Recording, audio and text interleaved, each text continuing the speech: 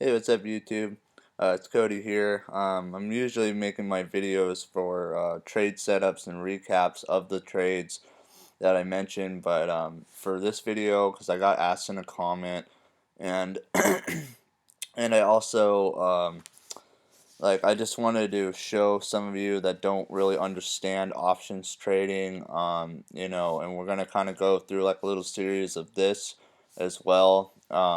If you're wanting to get into options or interested in learning more about them, and because it can be a little confusing from the outside, but they're actually very easy to understand over a relatively short period of time, and so yeah, I just want to do that, make things a little easier for when I talk about spreads and all that. And we'll go farther into more advanced strategies, but this video will just be about calls and puts. What they are, kind of what an option is.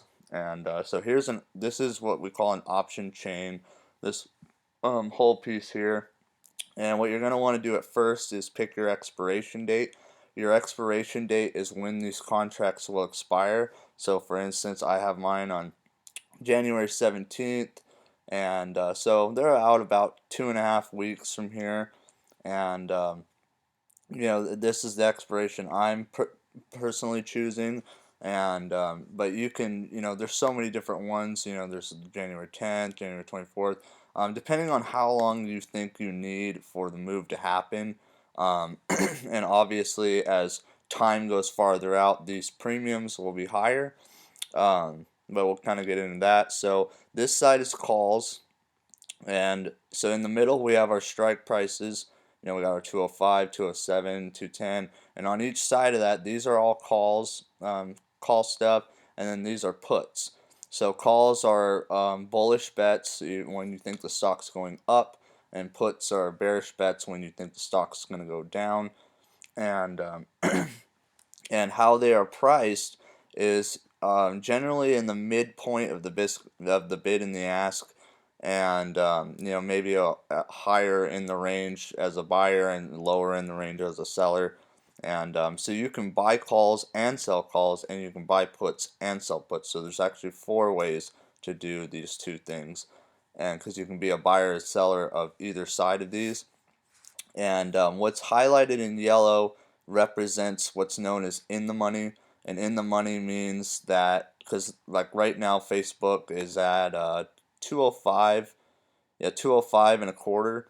So anything above 205 on the call side for upside would be out of the money, and whatever's under 205 on the put side would be in the money, and that's what you can see here. So 205 and lower, you're in the money, and then because if you were short stock, you'd be short technically, at a higher price than this, and if you're a long, you're 205 and a quarter is a higher price than 205. So these are considered out of the money. These are considered in the money.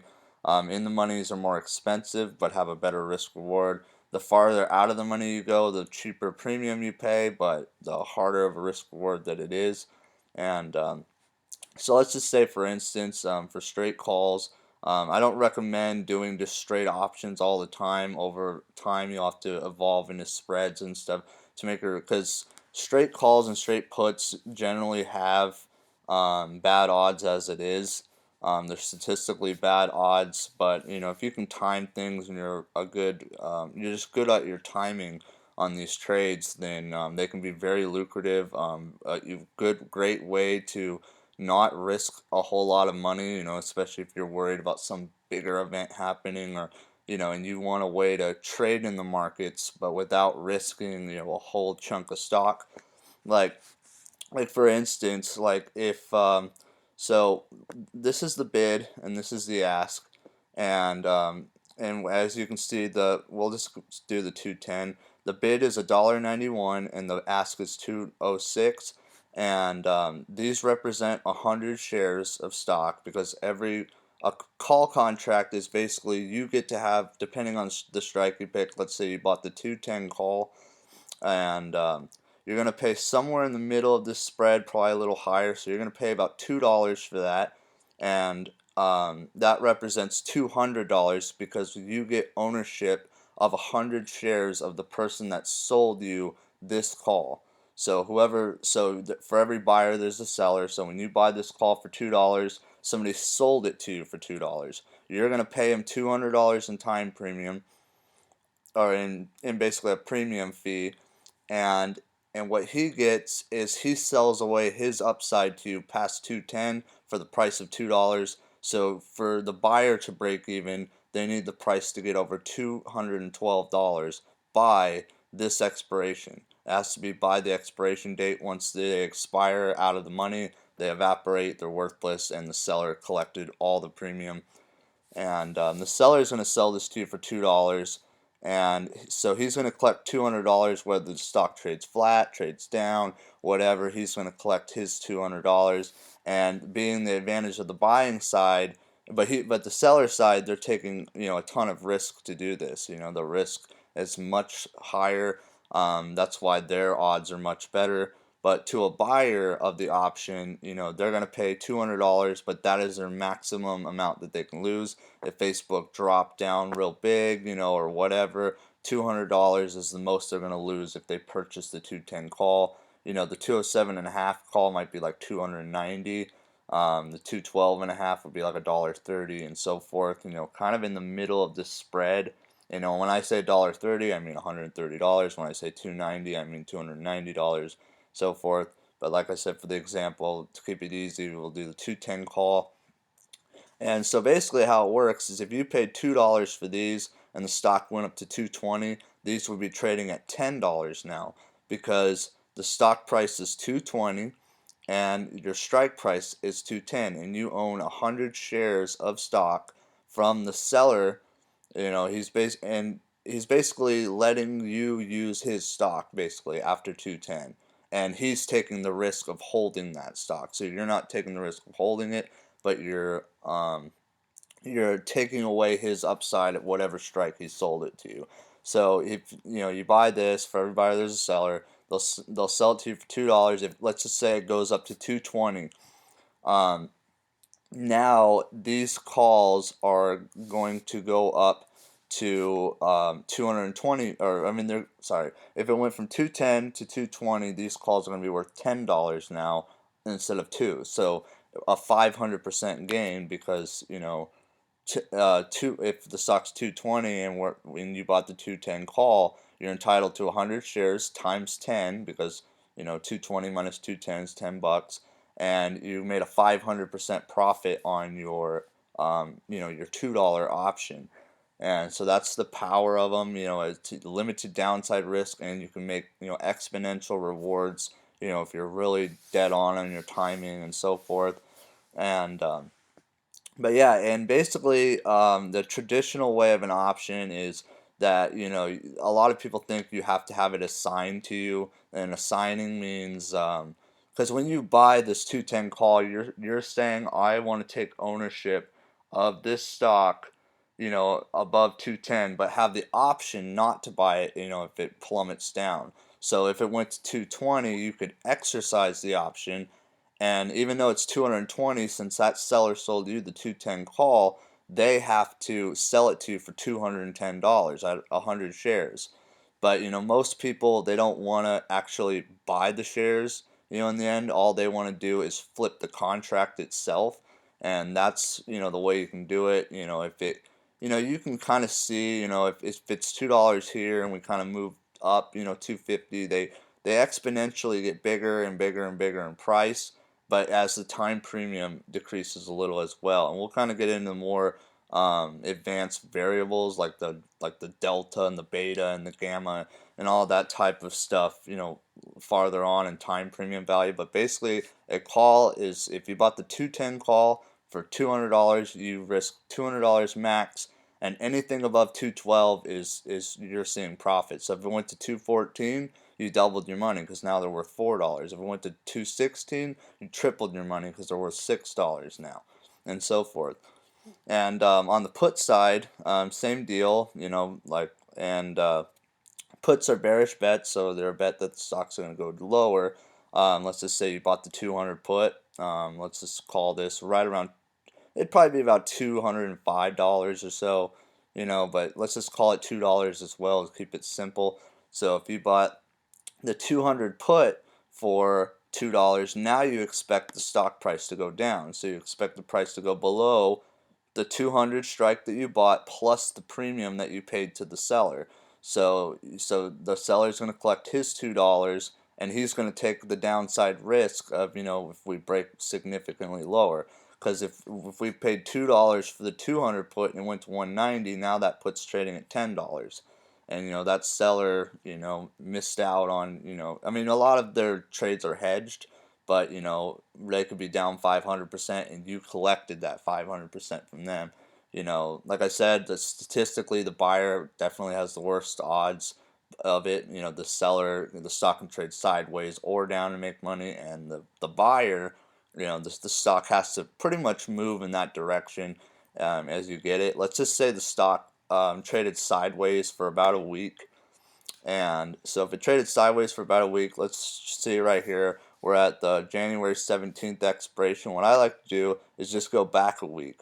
So as you can see here, the 210 call is $2. Let's just say Facebook traded at 205 in a tight little range for the next 5 trading sessions. So we'll go to the 10th expiration. And as you can see here on the 10th, that expiration is, about $1.05. So you're going to lose about 50% of your trade just if the stock trades sideways.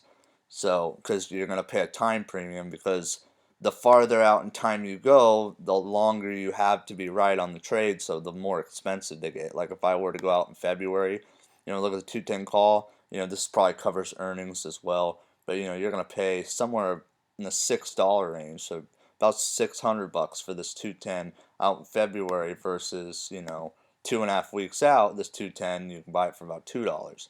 So depending on how far you go out, depending on what kind of catalysts they're catching, will definitely change the price. That's kind of how they're valued on. So that's the harder part to options. But as they move to the upside in your favor, let's just say it rocketed to 230. You're gonna make 10 times your money on this trade. You're gonna risk one, make 10, and that's great. And that rarely happens. But 10 baggers, but it does. If I've seen it happen several times, but I'm just saying it's not always like that. Um, but because if we went from 210 to 230, then these would be worth $20 because you own 200, because you have the option to buy 210 shares at at or the stock's at 230 and you hold the option to buy 100 shares at 210 and you only paid $2 for that. So your other $28, you get to keep in profit. So that's kind of how they work. Same with puts. If it went from 200 and plummeted to 185, put's going to be worth $15. It's going to go from $2 to 15. So that's about 750% or so, and so forth.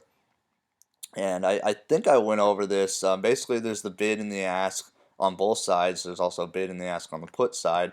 And you want to hit the ask to buy, to go long a call, and you want to hit the bid to go short a call. And then same with puts. You want to hit the bid to go to sell a put, and you want to hit the ask to buy a put, to like go long it, or to on the bid side to go short. And usually new option traders, they start off by just buying a straight call or whatever. We're gonna get over these segments. We're gonna get more into different things like covered calls, cash secured puts, vertical spreads, credit spreads, depth spreads, butterflies, iron condors. I mean, options are one of the most versatile trading instruments on the planet, or if not the most versatile. There's several ways you can trade them to make your risk reward a lot better. You can start doing spreads and stuff, which is kind of like buying a 210 call and selling a 215 call against it. And we'll get into that, on another segment. I just wanted this one to be about what calls are and what puts are.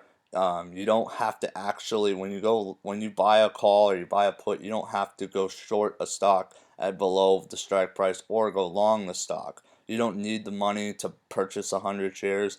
You just need the money to buy the contract. And most people's purpose of trading the option is to flip the contract itself. So, because no matter what, if this stock went to 220 and you bought the 210 call, these are going to be worth no matter what $10 minimum. Maybe a little tiny bit more.